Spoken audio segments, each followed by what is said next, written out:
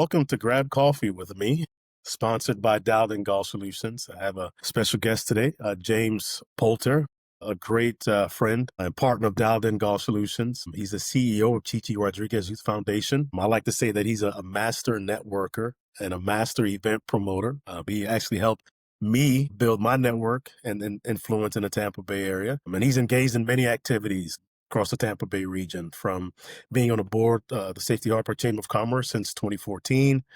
2016, he joined as a member of Copperhead Charities, which I'm a part of, and which through James and our relationship, he introduced me to, and we promote the Valspar Championship.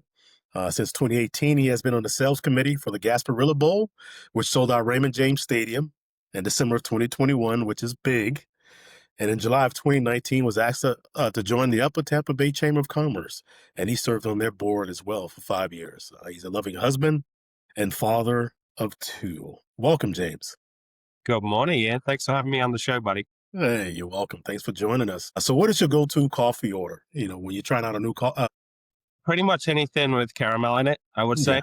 Yeah. That's I got a little sweet tooth going there. So that's me. Me too as well.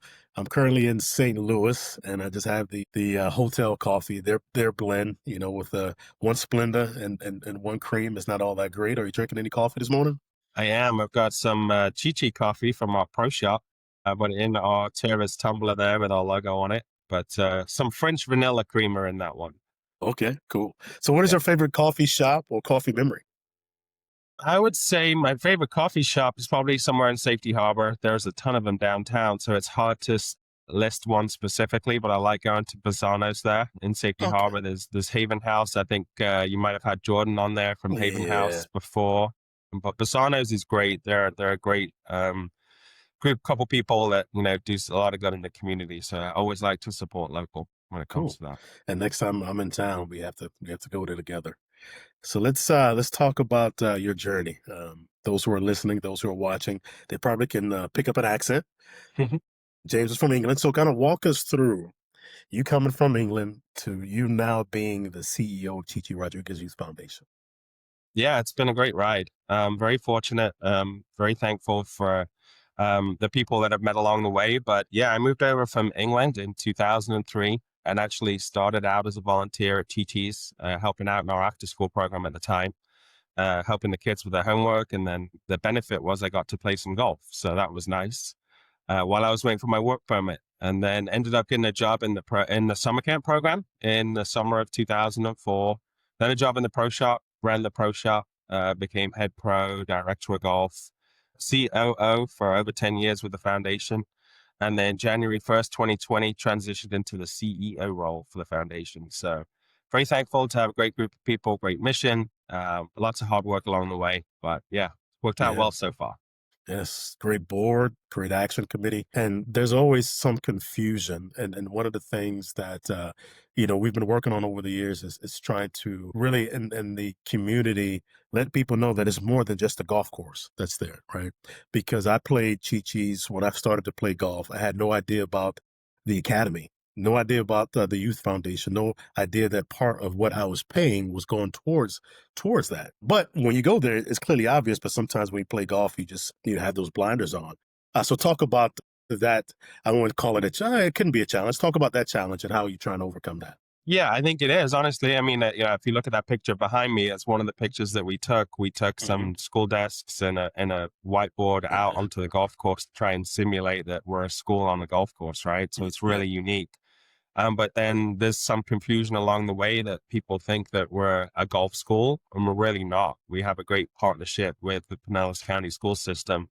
And the kids that are coming to school here, they're performing below grade level. And they've been identified that they're going to potentially drop out of high school. So, our goal is to get them back on track in a smaller, unique environment. They're just not succeeding in a traditional school.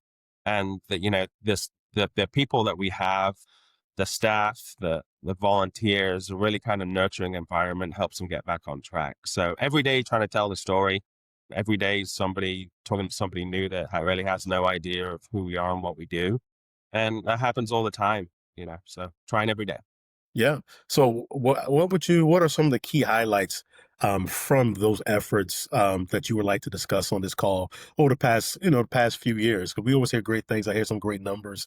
What would you like to share with this audience as far as the success and focus? I think our program is growing. We've grown it. When I first started, we only had 2 classes of kids. Right now, we have 7 total classes. So we're making a big impact with more students. And our graduation rate is in line with the district. So when you think we're taking the bottom percentage of kids and getting them to the same level as the district, we're really kind of making an impact and, really helping them get back on track. And it's not just once they come through the program here at Chi-Chi's. We offer some higher learning scholarships. And if they stay in contact with us, if they stay in the county, we can help them through high school and help them decide on their next steps, whether or not they want to go to college or whether or not they want to go to a vocational school or get into the workforce. We're there for them. So it's not just once they come through the program here, it's kind of one of the things that we say is, once a Chi-Chi kid, always a Chi-Chi kid. We want them to Hmm. be a part of the foundation for a long time.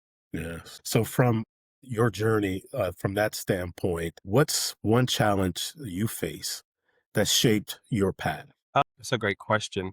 I think really just kind of focusing on the mission and also trying to think more strategically, right? Hmm. So a lot of the times, with nonprofits and small nonprofits, we kind of get stuck day to day, fighting fires. Hmm. And it doesn't give us the opportunity to think a little bit bigger, to try and grow and take it to the next step. So I think one of my goals coming into this role as CEO is to kind of take a step back, kind of working on the business instead of in the business a little bit. I have an amazing team that I trust to do the job on a daily basis, which gives me the opportunity to focus on some projects that we have down the road and that we're working on to continue that growth and continue the improvement for the campus. Yeah. It's been a big Cool. challenge. Yeah. So, and what motivates you in your current role? I think just helping people, right? Hmm. So helping the kids, not only the kids that come through the program with the school, but also our first T program, which teaches junior golf in the community in North Pinellas County. We have thousands of kids coming through that program, which is great to see. People playing the game of golf. I think golf is a great sport. Anybody can play it, any age, any ability. Anybody can take up the game. There's a lot of business done on the golf course, a lot of friends on the golf course. It's a great way to stay healthy. And kind of post COVID, it's been a positive thing for the golf industry, which has been nice. So that kind of motivates me, but also kind of helping our community and other businesses and other people do well, because then that creates the organic relationships that, if down the road something's going on, if you need some help, it's easy to pick up the phone and make it happen. Yeah. Yeah. And you also have a driving range attached to the course. Actually, it's across the street. Talk about the success of that since COVID. It seems every time I go out there, that place is packed. So, what are some of the things that golfers can expect when they go to the driving range? Yeah, driving range is obviously a great addition for the foundation. It's been part of our operations now that we've been managing it since 2009. And yeah, I mean, it's really just a great facility. It's a great place for people to take up the game, practice the game, get better at the game. It's open from 8 till 8. It's got lights. We've added some power tee technology. So we've got 22 Hmm. bays there that help the ball automatically pop on up on the tee. I think Top Golf, everybody's somewhat familiar with Top Golf. It's a great experience. Hmm. It can be a little expensive for families. And so we're kind of more on the affordable side for people to come out and have a good time. And, we've got a great little short game area there as well, putting green, chipping green, bunker green. And we're looking at doing some improvements hopefully next year to the floor, the range itself, but also, looking at different technologies now that are out there from, Top Trace and the TrackMan. There's some really Hmm. kind of cool gamification programs that are out there from a golf entertainment side. Kind of not quite a Top Golf, but a little bit of a step up from a traditional driving edge. Hey, you don't have to have clubs. They can provide clubs to you when you go out there as Yeah. well. So there's no excuse at all. So what are some trends? And you kind of I can see you headed down that path. But what trends or changes are you most excited about in the golf industry?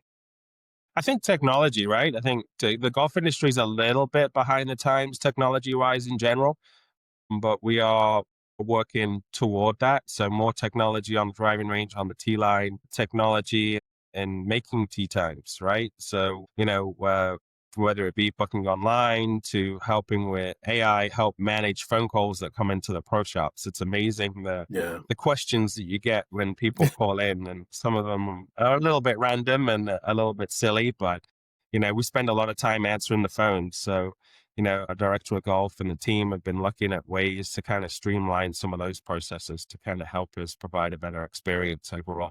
And so there's a great deal of my audience that would like to get involved, like to work for a nonprofit. What's one piece of advice you like to give others in that space, in your space? I think, it's very rewarding to be part Hmm. of a nonprofit and also give back, right? So, when people get involved with nonprofits, it's typically time, talent, and treasure. That's ways for people to give back, and just kind of understanding that it just means a lot. If you're in a position to do so, it's really a great idea to do it. And everybody's going to find their why they want to get connected to a different charity, a different reason. For us, it's obviously education, kids, golf, those are kind of the buckets that we fall in for people to help support back. But there's many other great charities out there that you can find a connection with. But it's down to the individual to have that passion and that why to do it Yeah. as well. And outside of work, what keeps you energized? What keeps you going? There's a lot that goes on, right? So you mentioned a lot of things that I do, from the chamber to the city. I live in Safety Harbor. It's a great city. I do some stuff with the Park and Rec Advisory Board there. And my kids and my wife, I mean, they keep, the kids keep us busy. Hmm. My Yeah. wife's amazing with everything that's going on. She works full time as well. And, I've got two great kids that are into volleyball and baseball and practices and games and tournaments, and I think everybody's running a million miles an hour. It's good. And then, obviously, being from England, I get a lot of family that want to come over and visit too. So my niece is coming next Friday for 2 weeks, which, throw a little bit of that into the mix. It makes us do stuff and appreciate where we live. Go see sunsets, go to Busch Gardens, go to, Disney, enjoy where we live, because we live in an amazing place. Yeah, yes, we do. Well, you just had family in town, what, a few Oh, weeks yeah. ago, right? Yeah. Yeah. And my cousin stayed for about a Oh, month. okay. I Yeah. was like, wait a So, minute, you just had yeah. people. hmm Yeah, I Yeah. love it. So Yeah. how can we help Chichi Rodriguez Youth Foundation? How can this audience help you guys? I mean, it's as simple as playing golf, right? So coming to the driving range, playing golf on the golf course, proceeds from golf operations come back to the foundation. You can obviously support monetarily. You can support from an in-kind standpoint. In-kind is just as important as cash. If there's Hmm. a product or service that somebody can offer that we don't have to pay for, that's Hmm. a benefit to us because that helps our expenses. You can volunteer.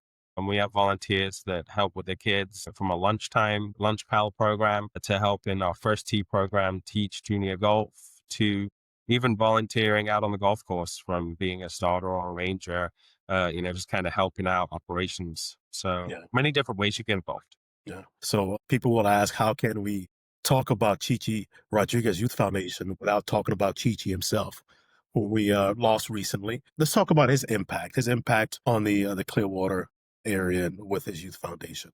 Yeah. I mean, Chichi the man was a great man. Obviously, he loved the fans and he really loved the kids. And so Hmm. he was in town playing in the JC Penney Classic back in the 70s, and met a couple guys who, Raymond James at the time. Bob James was the founder of Raymond James, and an advisor that worked there, Bill Hayes. They started the foundation with $1,000 with a mission of helping kids. And we've just kind of continued their legacy to do that. So, with him personally, he was very successful on the Champions Tour and would bring some great characters around, Fuzzy Zola, Paul Yeah. Azinger, Jack Nicklaus even. We Hmm. got to meet Jack a couple years ago for Yeah. our 40th anniversary, which was really special. Hmm. And, we've just been able to kind of continue their legacy and the mission of the foundation. Yeah. So just keep up the great work. I'll continue to share the gospel of the Youth Foundation. What would you like to leave my audience with? A gem, something that they can use for future motivation. But future motivation, that's a great Motivation right question. now. Yeah. I think just being kind to people, right? Being nice and helping and actually listening, right? Because sometimes people are, like, very quick to kind of ask you for something, Hmm. and you're quite quick to ask them for something. Well, let's Hmm. just listen and connect and help each other. I think, I'm very proud of our friendship and relationship and Mhm. partnership, with the way that you've been so successful over the years, getting your business off the ground from your previous career, being very successful there, to transitioning into something totally different, right? Mhm. I mean, it's really impressive that it's happened over a short period of time, and, proud to be part of that as well. Yeah. Thanks to you and your team. You were one of the first people that I met in my journey, and then meeting your team and the referrals that come from that, the relationships that come from that. We can't thank you enough. So again, thanks for your time today, and to my audience. Remember that we are more alike than different. Embrace it. And if you would like to be on Grab Coffee with me, feel free to reach out to share your story. But thanks again, James. Thank you, Ian. Yeah, you're welcome.